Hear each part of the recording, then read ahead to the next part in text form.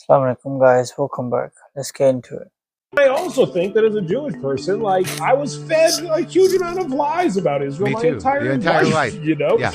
They never tell you that. Oh, by the way, there were people there. They make it seem like it was just like they're sitting there the doors open. Hours for the taking. Like it literally, they forget to include the fact to every young Jewish person, basically, like, oh, by the way, there were people there. I'm afraid of Jews. I'm 100% afraid of Jews. Oh, yeah. That's it. It would be nice to live somewhere that was not a part of the Christian apocalyptic prophecy, which is also probably a good idea. He's like, maybe settle somewhere that the Christians don't think you all have to die in order for the and then they want us all to go there. They need a certain number. They need us to go there so we can die. So the apocalypse. But could you imagine living in Israel? Would you ever go live in Israel? No, it would be. I'm the same way, and we're going to piss off a bunch of Jews. It's like, for some reason, my mother, who's not religious or whatever, but her generation, they were kind of hung up on Israel, and they find some comfort in it. And I've been there, and I'm like, I couldn't imagine living here.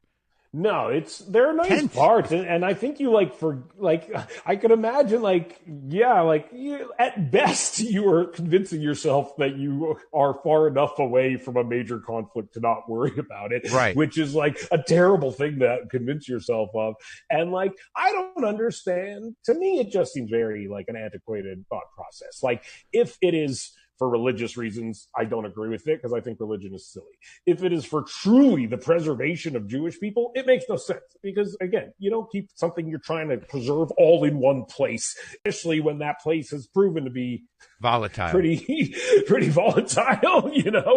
I'm trying to keep all these things safe. I'm going to put them in my blender and hope that that's the best place that'll do it. Like it doesn't make sense to me. They just want to make sure that you are frightened of your own survival to the point where when you get old enough, you will make sure that that money goes to Israel and that trees are planted and that you always speak highly of Israel and Israel must survive no matter what.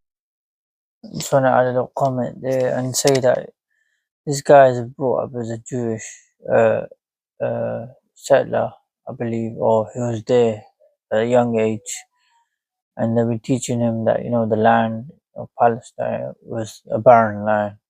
No one was living there. It's free for claim. Sorry, and you can tell now what he's saying that Israeli they've been lying to him all this life. There are people living. If we look at Netanyahu, he done an interview with I think Jordan Peterson, and he said there was barren land. There was no one living there until we came. They made it what it is now. It's all lies. You just get sick and tired of it. What? You've killed tens of thousands of civilians. You've killed paramedics. You've killed journalists. You've even killed your own hostages, but not apparently all the Hamas fighters. Perhaps that's why the British Foreign Secretary said today your government is, quote, damaging the image of the state of Israel in the eyes of the world. So I would remind those dignitaries to look at the effort of the UK when you fought Nazi Germany. You can speak about civilian casualties, and you can speak about tens of thousands of people who died in your efforts to fight evil. Today we are fighting the same evil force. It's not easy, it's hard, we are in pain, but we are determined to finish the job. We will not idly buy for the next attack against Israel, because we know nobody will be there to protect us. Today we have a country. The days when Jews were massacred and there was no response are over. The days that we asked for support from other countries are over. Today we have the capability to defend ourselves, and that's exactly what we are doing. We didn't start this war, but we intend to finish it without Hamas.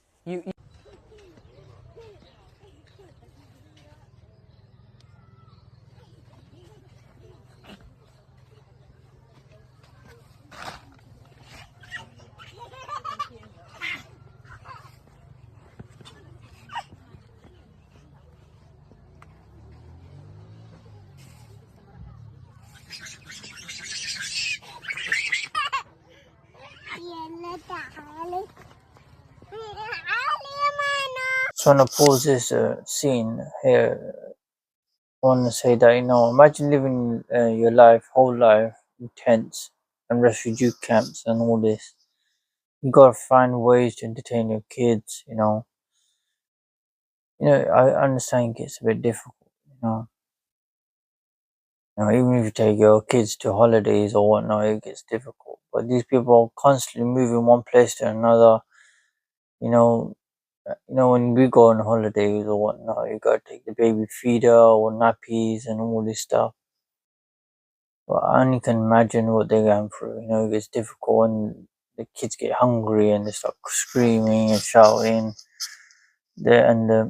What I heard is that even the woman's breast milk is dried up because of lack of water and food. It's sad to see this. As the House considers the defense appropriation bill today that costs the American people $831 billion, it's important to talk about that this is the funding for our great men and women serving in our military and our nation's defense. The Department of Defense's mission statement is to deter war and ensure our nation's security, and that is worthy of the American people's hard-earned tax dollars. However, the American people are $37 trillion in debt. So this is money that is being spent that they already don't have. My amendment would strike $500 million in funding for nuclear-armed Israel's missile defense system. And it's important to phrase it that way.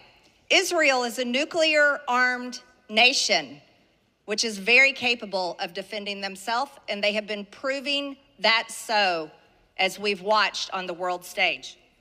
The U.S. already provides Israel with $3.8 billion annually in foreign aid.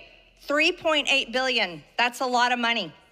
Additionally, the April 2024 security supplemental included $8.7 billion for Israel. That is nuclear-armed Israel. And during the recent 12-day war, the U.S. used 15 to 20% of our terminal high-altitude area defense missiles stockpiles defending nuclear-armed Israel, which cost us over $800 million. The $500 million provided in this bill will fund Israel's, that is nuclear-armed Israel's, missile defense system, the Iron Dome, David Sling, Arrow system. Yet Israel is a nuclear-armed nation. That's a pretty big deterrent for any of their enemies. Any nation that has a nuclear bomb has the greatest threat against their enemies. U.S. aid typically accounts for 15 to 20% of Israel's defense budget, even though Israel, nuclear-armed Israel, has universal health care for their citizens and subsidized college for their citizens. They're able to provide that. However, here in America, we're $37 trillion in debt. My amendment to strike $500 million in foreign aid will ensure an America First Department of Defense, and that is exactly what we need and we haven't had for a very long time. They wonder why the world has failed. Over the past 21 months of war, more than 17,000 children have reportedly been killed and 33,000 injured in Gaza. An average of 28 children have been killed each day, the equivalent of an entire classroom. Consider that for a moment, a whole classroom of children killed every day for nearly 2 years. These children are not combatants. They are being killed and maimed as they line up for life-saving food and medicine.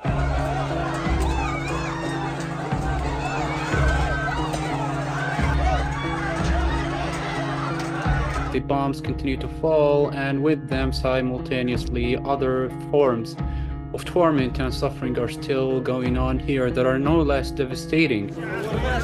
All of Rafah city is under the control of the Israeli occupation militarily and logistically, and therefore they decide where these trucks can go to. To our misery and brutal misfortune, they limited aid trucks do not make their journey to come and arrive to us here because they're already being looted by gangs, armed gangs that are directly supported by the Israeli occupation.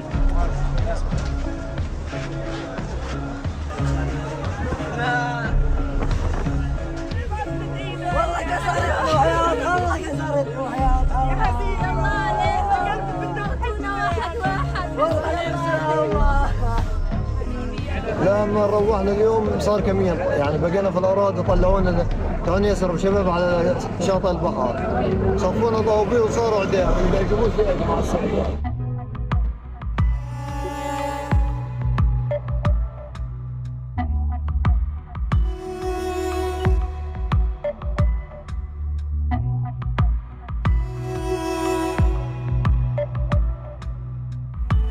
It's almost something astonishing that this huge number is looted by local gang, and this tells you how supported the level and the scale of the support they get by the Israeli occupation, because this isn't just 1 or 2 trucks we're talking about convoys.